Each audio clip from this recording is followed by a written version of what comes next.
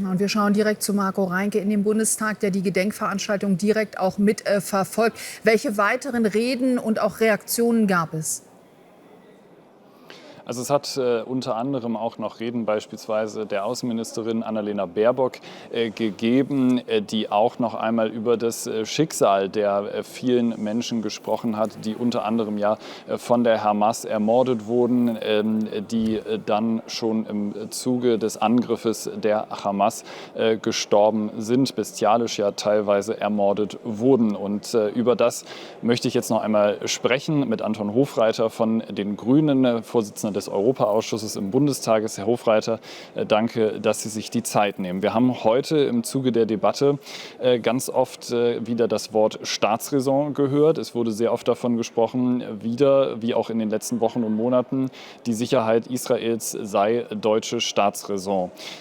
Tut Deutschland da genug, weil es von Seiten der Opposition ja immer wieder geheißen hat, man mache zwar große Ankündigungen, aber bei den Taten sei das Ganze noch gar nicht so angekommen, dass das wirklich Staatsräson sei? Ich finde es wirklich problematisch, wenn angesichts dessen, was Deutschland alles tut für die Sicherheit Israels, gerade auf diplomatischen Wege alles tut, wenn der demokratische Teil vom undemokratischen Teil der Opposition erwartet man nichts anderes, das dazu nutzt, um innenpolitisch Punkte zu machen. Nämlich gerade auch in so einer Debatte sollten wir da einiger vorgehen. Nämlich man kann immer über einzelne Details streiten, aber unsere Außenministerin, unser Außenministerium hängt sich ganz stark rein, um für die Sicherheit Israels zu sorgen. Und das wird auch in Israel nach allem, was ich wahrnehme, klar anerkannt. Das heißt nicht, dass man immer einer Meinung sein muss mit allem, was die israelische Regierung tut, was Netanyahu tut. Das ist auch in Israel hochgradig umstritten. Aber uns geht es um die Sicherheit Israels. Sie haben gerade gesagt, man kann über einzelne Details reden. Es gibt ja einige umstrittene Punkte, die ja hier auch im Bundestag angesprochen wurden. Unter anderem geht es da ja um das Thema Waffenlieferungen an Israel, wo der Vorwurf von Seiten der Union kam, das werde blockiert in Teilen von Seiten der Bundesregierung. Und dann gibt es ja auch noch die Debatte darüber, ob nicht möglicherweise die Bundeswehr unterstützen könnte vor Ort. Wären das nicht zwei Punkte, wo man mehr tun könnte, um Israel an der Seite zu stehen? Ich glaube, bei der Unterstützung der Bundeswehr muss man sehr, sehr vorsichtig sein, auch in dem Zustand, wo die Bundeswehr ist, ob die israelische Armee überhaupt diese Unterstützung notwendig hat und braucht. Nämlich meiner Beobachtung nach ist Israel militärisch sehr, sehr stark. Das sieht man auch im Libanon. Natürlich kann man sowas immer überlegen, aber das ist nicht gerade das, was Israel braucht, sondern hauptsächlich braucht.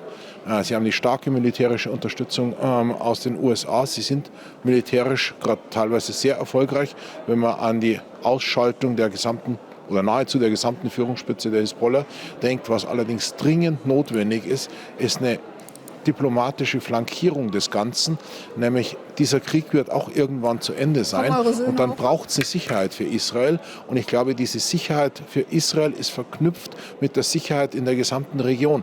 Denn wir haben ja am 7. Oktober gesehen mit diesem schrecklichen, barbarischen Attentat, solange es starke Terrororganisationen in der Region gibt, solange es Regionen gibt, wo Staatlichkeit nicht funktioniert, besteht immer die Gefahr, dass es Überfälle auf Israel gibt. Deswegen muss unser gemeinsames Interesse sein, insgesamt die Region zu befrieden.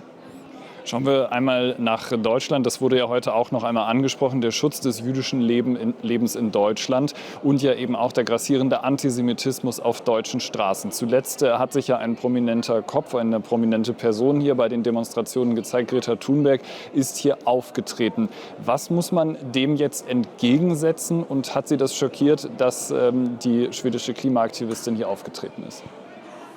Es hat mich leider nicht mehr schockiert, nämlich sie hat ja sich in den vergangenen Wochen und Monaten häufig antisemitisch geäußert, was ein Problem für sie ist, auch ein Problem insgesamt ist. Aber sie ist eine weitere antisemitische Aktivistin, die wir in Europa haben. Und deshalb müssen wir dann nochmal stärker gemeinsam als Demokraten dagegenhalten bei Antisemitismus. Und man muss aufhören, die einzelnen Spielarten des Antisemitismus gegeneinander auszuspielen. Der islamistische Antisemitismus, der rechtsradikale Antisemitismus und der linke Antisemitismus sind alle hochproblematisch und wir müssen sie alle bekämpfen und nicht ständig Debatten darüber führen, welcher das schlimmer ist und so tun, als wenn der einem gerade persönlich am unangenehmsten ist, als wenn es die nicht gäbe. Anton Hofreiter von den Grünen, ganz herzlichen Dank zur heutigen Debatte im Bundestag zum Jahrestag des Hamas-Überfalls auf Israel.